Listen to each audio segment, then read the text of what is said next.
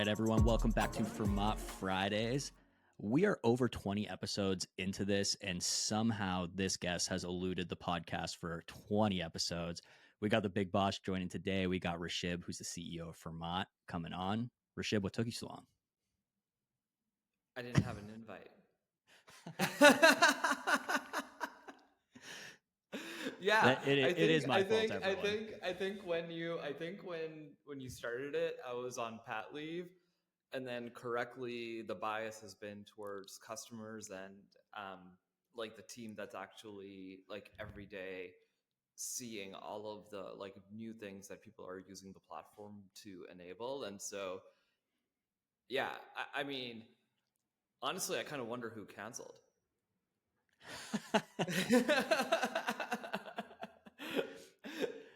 You don't want to know. It's just going to make you feel bad. No, I'm just kidding.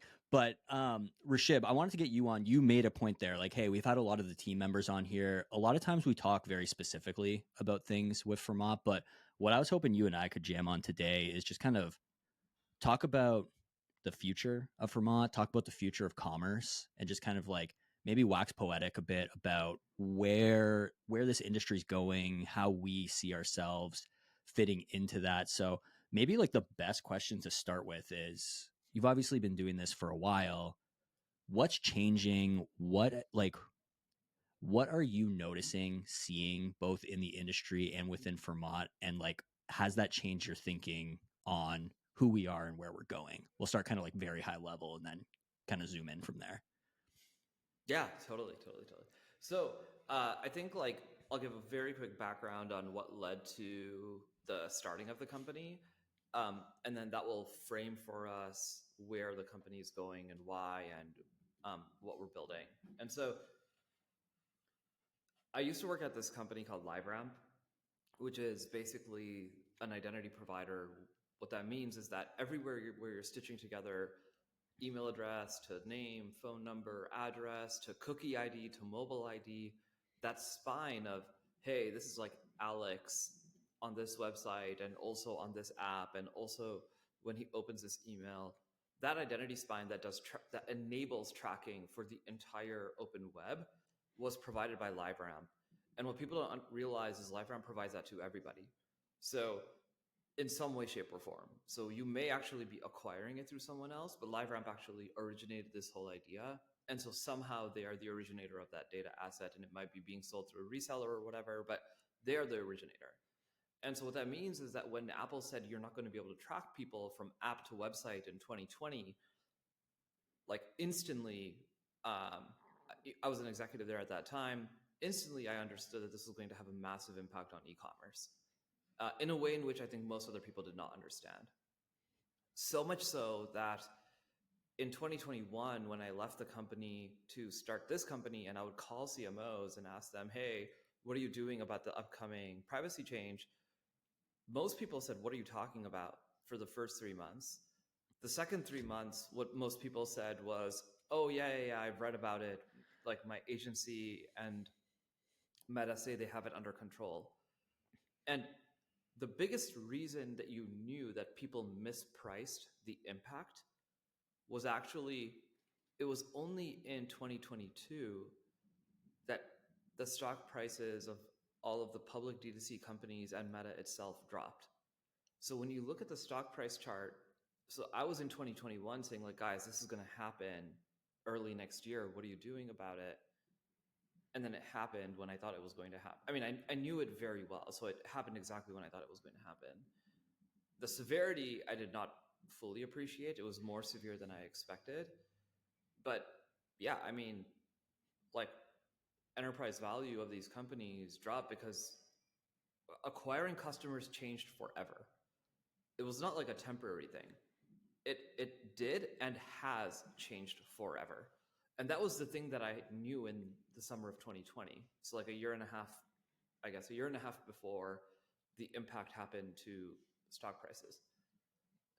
And I think that the thing that people don't appreciate is that the consumer web used to work on the basis of audiences and identity. So what did Facebook do? They took all of your purchased customers and said, I will find people who look like that. Yep. and it was an identity machine. And so you could, by finding the best customer and bringing them to your site, that was it. That was all you needed. And the rules on the field have changed such that finding the right person is no longer the strategy. What do we say now? Now we say, hey, you got to do creative testing and offer testing. That's like the symptom.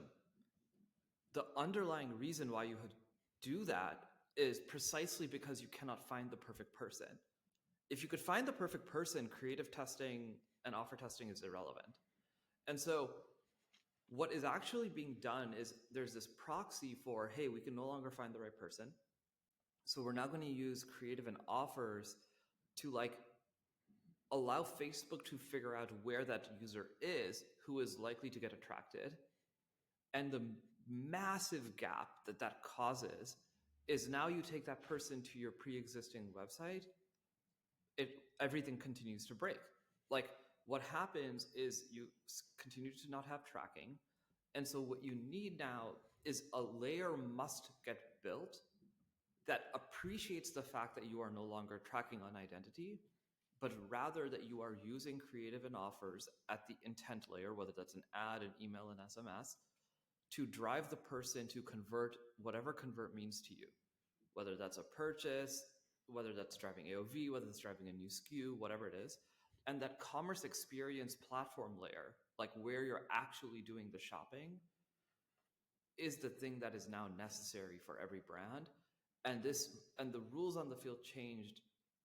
I mean, we were told about the rule change in the summer of 2020, and we're now seeing it play out.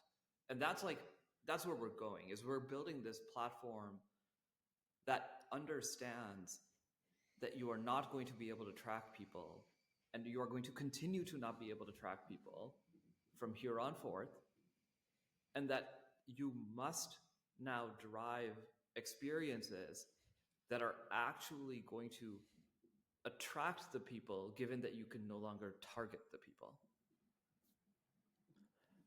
I love that. So one, I'm assuming you shorted all of those companies and made a gajillion dollars when you knew that was coming. No. Is my first takeaway. I did not, because I don't believe in shorting, which is an incredibly stupid moral stance, because morality got in the way of money. But I did buy other stocks that I knew would benefit from it. Okay. You played the other side. So Gotcha. I don't believe in shorting. Yeah, is the problem. I love what you said there, though, because you're essentially saying is like, hey, the rules of the game were going to change. It took a little bit longer for us to like fully appreciate the impact of what happened. And you're right. That was one revolution. And like now we're kind of onto the other, which is, hey, all of that creative testing, all of that offer testing, everything I'm able to throw at Meta and into these ad accounts to, like you were saying, the more diversity I put here, the more kind of at bats I have to find that person that was easy to find in the past, but is now more difficult. Is people have started to do this, but to your point is I might find like Meta maybe finds a new type of customer for me that my website is not designed for, but I'm pointing everyone back into that. And at that commerce layer that you're talking about, now you're able to match the expectation of the click to the experience that they're going to get on the other side of this. Because like at the ad level, you cannot do that. And if we don't know who this person is, what they like, what they're into, all we really know is what they saw and what they clicked on. And if we know what they saw and what they clicked on, then we can match that experience all the way through. I think it's even simpler than that. I think it's, why are you doing creative testing? You're doing creative testing because you don't have the audience information. So the entire premise of your advertising strategy is only, hey, I am setting flags or beacons and seeing what this beacon attracts. And that's why it is a must-have that the rest of your experience follows that same strategy. To not do that is to live in a world of like divergent thinking, which makes divergent is not even the wrong word. It's like I'm trying to think about the like non-insulting way to say this, but basically it's like you can't. It is very hard to reconcile if you are running creative diversity and offer diversity as your way to attract people, and you are not doing that at the shopping layer, the commerce experience layer. Something is broken in your system. Yeah. So for people who are listening Or you're that just like, or you're just hoping, or you're hoping, right? You're hoping or you're constrained. You're hoping, constrained, or broken. One of those three. So, and neither of these are great. So, yeah, um, yeah. all right. So one thing people that are listening might be saying is like, hey, you're talking about this commerce experience layer here. I'm doing a bunch of creative testing. I'm doing a bunch of offer testing. I'm in one of these three buckets. Shouldn't I just like go and start building landing pages? Like, isn't that the solution Definitely. to this? Yes. Yeah, that is step one. That and TikTok shops. That's step one. Like my crawl advice for people is like, if you are not building lots and lots of landing pages that help you directly customize, I mean, that is like the first step to being like, okay, this makes sense to me. Let's just do it and just brute force your way through it to understand the impact that it can have. TikTok does this for you for free, right? Like a TikTok shop is what? It's like a video of a person talking about a product. The context doesn't change. Like you are purposefully, the system is designed so that way you have no choice but to have the full funnel be such that whatever that funnel attracts at the top, meaning content, is the same thing that pushes a person all the way through to the transaction. So TikTok says like, actually, Mr. Customer or Mr. Brand, I got it. Like, I will make sure that the whole funnel stays consistent on that beacon that you are planting, right? And so they don't allow you to make this mistake of switching things. Um, and Meta does similar things now. And so, yeah, like step one is go and at a minimum for your highest spending campaigns, go and customize the at a minimum the landing page so that way you can start to see the benefit. That is exactly what you should be doing. Yeah. So you said that's the crawl case. If we want to start walking and eventually we want to start sprinting here, where do you go from here? Like, hey, I've done that. I'm crawling. Where does the run Yeah. come? Run is what Ridge does. So if you, I'm going to plug one of AO's content pieces, but uh, Ridge in the funnels webinar, you should go and find it. We'll link it in the We show post all notes of for our everyone. videos. Okay, yeah. So what Ridge did is Ridge was like, of course I know that I need different funnels because Ridge is an exceptional company. Of course I know that I need different funnels for different contexts and things like that. So what did they do? They created different Shopify instances. So they created different Shopify instances for each of their product categories because they knew that people who are going to buy the rings are different from the people who buy the wallets. They're completely different audiences who are buying for different reasons in different contexts with different offer. Like it is different. And so what they did is everything about the funnel is different. So the back end is different. The Facebook pixel is different. The ad account is different. The ads are different. The whole thing is isolated. And that is like, you know, that is the next best case, basically. It's like, you're like, okay, I get it. I get that I need to do something different here. I'm going to actually make the whole funnel different. Right. And it's like, at least I know many brands who do this. And I'm sure whether, listeners to this pod, I'm sure you guys know plenty of brands who are doing this, who just might not be talking about this strategy as openly as the Rich team did on that webinar. But you should listen to it. Like that is what they do. So that is like the next step. Is like it's not just the landing page. You just redo the whole system. Yeah, and in that Ridge example, like going from wallets to rings, like some people might be like, "Oh yeah, like that makes sense." Like I had to go and like make versions of that because the product was so different. But like even if you just think about pick whatever brand you want in like the same product, right? Like I know I use this example all the time, but I was talking to a supplements brand and they're like, "Yeah, we're appealing to two audiences. We're appealing to moms with kids and we're appealing to high endurance performance athletes, triathletes. I'm sure there's some overlap of like triathletes and moms with multiple kids, but I, as a marketer, struggle to figure out how am I going to be appealing to all of them? How am I going to speak in ways at the ad level and at the experience level that is going to resonate with those two groups? It's the exact same product, but two vastly different audiences. Totally. Exactly right. Yeah, that's exactly right. That's exactly right. Yeah, and I mean those are the approaches that you have, right? Now, if upon hearing what I said, you're like, guys, that sounds like way too much work and incredibly painful, then of course that's why we built our platform, right? But it's not like we built our platform without understanding what the market was already doing anyway. But that's actually kind of my point. My point is that this is not people who are playing this game well, who understand that the dynamics of the ecosystem have changed, that it has switched from identity led to intent led, have already gone in that direction and are investing in doing it manually, uh, with taking on the pain that they need to take on. And we have just built a system to completely automate that entire workflow for you. And of course, we have like added additional features on top to make it even easier to run different sorts of funnels for different sort of contexts because we are native to this new world, right? So the examples that I gave are like, okay, this is like how you jerry rig given the existing world. But once you acknowledge that this new world exists, it's like, okay, what platform do you build that's native to that new world? And that's what we are. But like you and I are, I mean, look, I'm not here to tell anybody what to do. I'm really not. Like that's what our sales team is for, which you and I are not on. Um, I'm just here to say like this is the way the world is going, and people are already doing it anyway.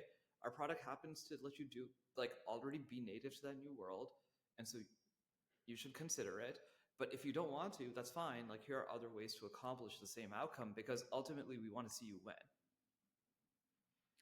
1000%, though. We want to see you win. And like, I remember very early days when I joined FERMAT, someone said to me like, well, couldn't I just do this myself? And my answer was like, yeah, you can. Like, you can, like you said, jerry rig a few things to do exactly this. But where I think a lot of people get hung up, and like we just talked about the crawl case, the run case, like Rishab's not doesn't want to do the shameless plug for FERMAT, but I would say FERMAT is the sprint case on this, where it's like, hey, yeah, you can do all those things, but being able to operate this way with insane velocity, right? Because like if creative and offer testing at the ad level, I mean, you know brands, I know brands that are testing hundreds, maybe even thousands of different creative inside of a month.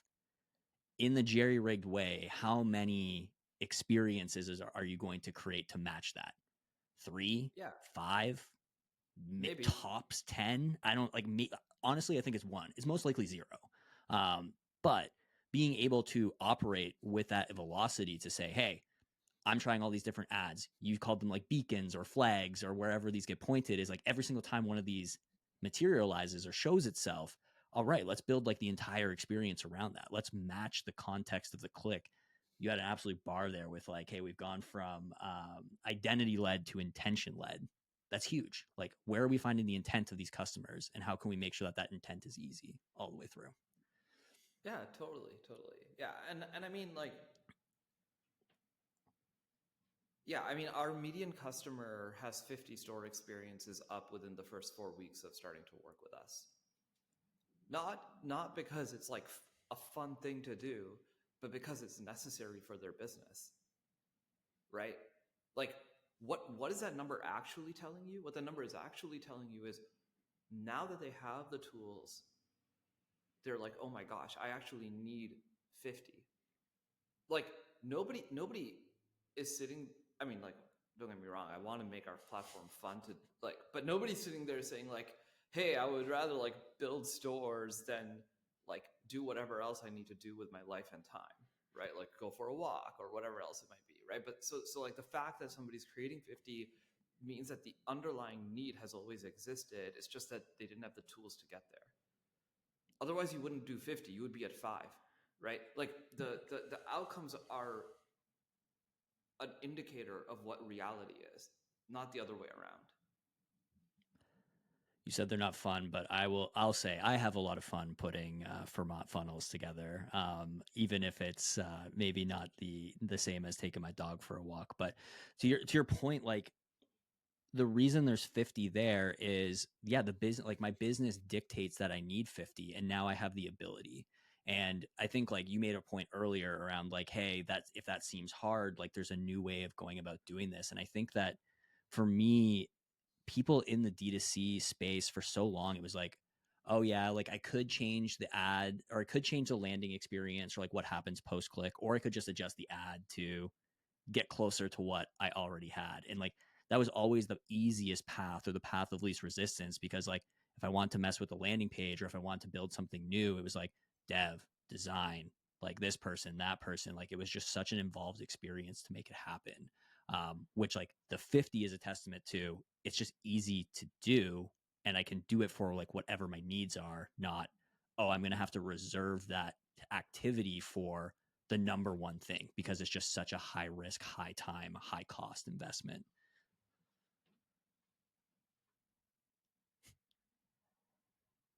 Yes.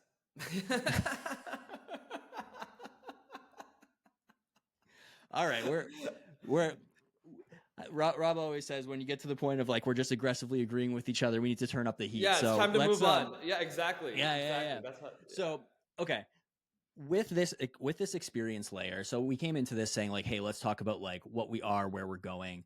As you see brands kind of like start to adopt this experience layer, I'm starting to care more about what happens after the click. Like we talked about how you build that, but like what about how you operate after that? Like do you have any thoughts on like, do you need to change how you measure? Do you need to change how you approach? Like any kind of like pro tips, or like things you've seen that are changing in the industry because of this?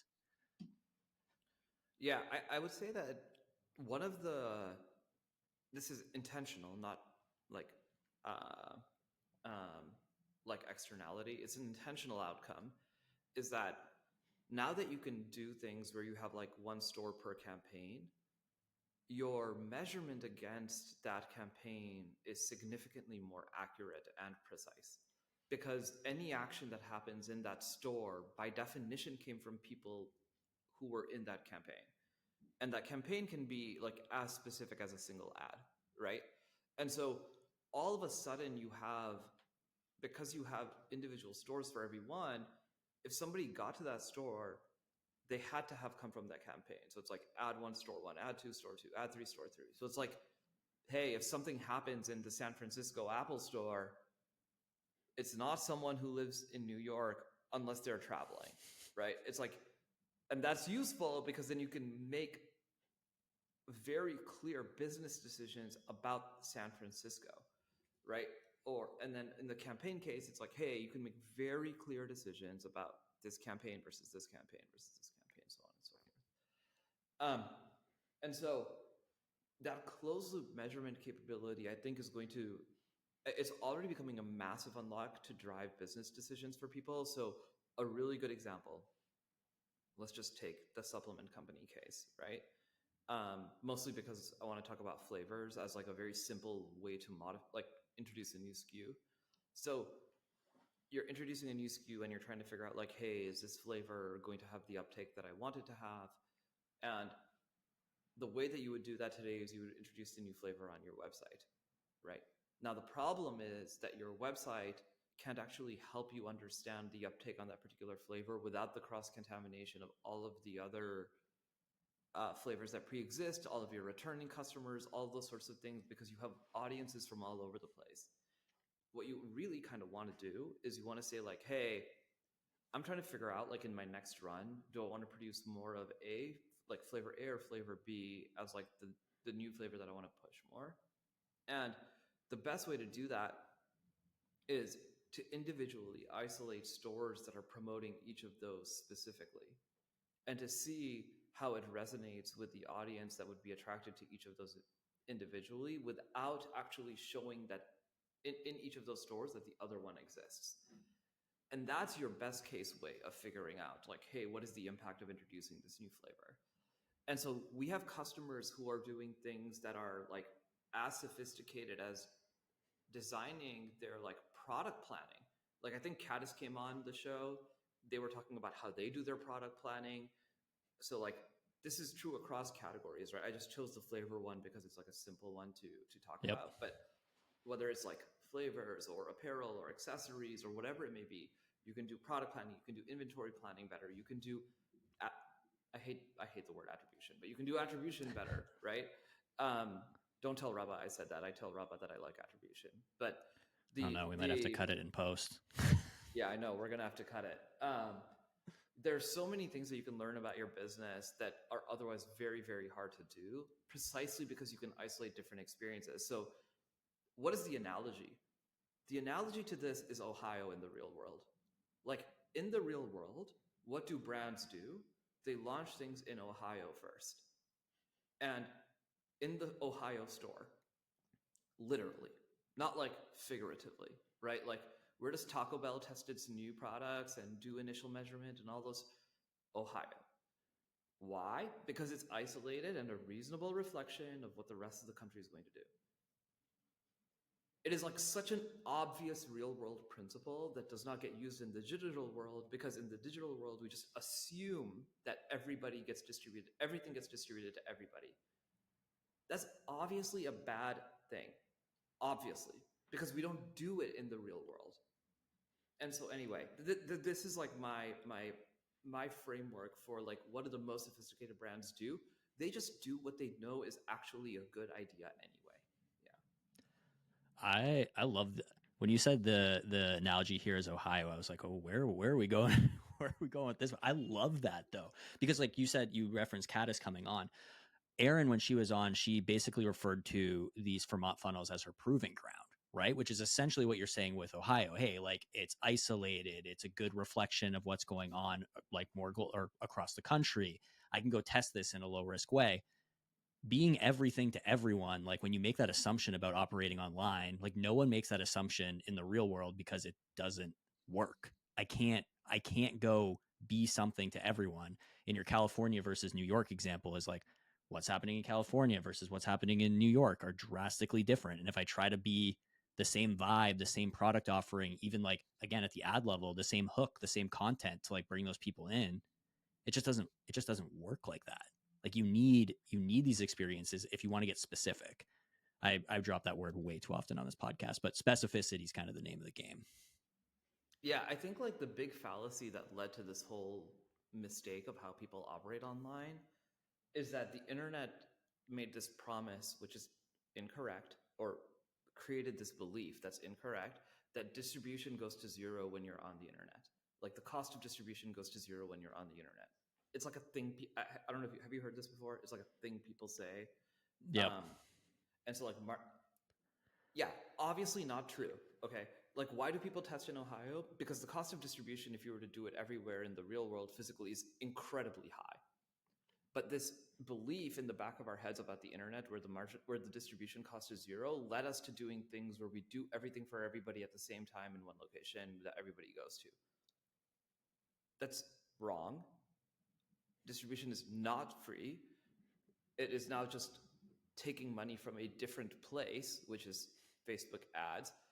Ads happen to be low enough cost up until 2020 when you could target, meaning you were just bringing in the perfect person. And so now that we realize more and more that distribution cost is not zero, we're just doing the things that we would normally do in a world where distribution cost is not zero, which it has never been and will never be. And it's like, like none of this is shocking because we already do it. We already do it. Basically what we're arguing here is that the online world is just slowly becoming the IRL world when it comes to commerce. We're just like, I don't know, I was going to say years, but probably decades behind, like on the retail front, on like what retailers know. I come from like the CPG background, and like that same thing, like D2C for CPG is a tough slug. And like a lot of them were pretty early to adopt like the omni channel and like get into the real world. And it was all for these exact same reasons we're talking about. Totally. Yeah, exactly. Yeah, and I mean, I think like the nice thing is that it's way more fun. Like honestly, the previous world was not fun. Like this new world is more fun. Yeah. Go say more there before I let you go. What is fun for you about it? What has you excited? No, I mean it's just like there is a joy. Like why do you go? Okay, so what is a thing that people weirdly want to do when they go to a different country? They want to go and try the McDonald's in that country. Why do they want to do that? Because the menu's slightly different than the one I have at home. It's localized. It's localized. And it's fun. Right? And it's like, okay, in the digital world, you'd never had that. You never everybody was just like, oh no, it's just the same thing, no matter where you're from, who you are, blah, blah, all the same. No, we don't want that. That's not fun. Like like what is more engaging and more fun and more dynamic is a world where I get attracted to something for a reason. Show me the thing that I like. Make it fun for me. Make it different. I see something else. I want to see something different. Like we're learning all the same things we already knew, and it is just better. It's just better. Um, and and it's going to. And the best part is, it's better for everybody. It's better for the consumer. It's better for the brand. Like we see it. Like the economics for the brands that we work with are like ridiculously better than those who don't, right? And so it's like it is better, more fun, and more dynamic. Like um, and that's exciting, right? It was born out of a necessity, but it is also more fun, which is great.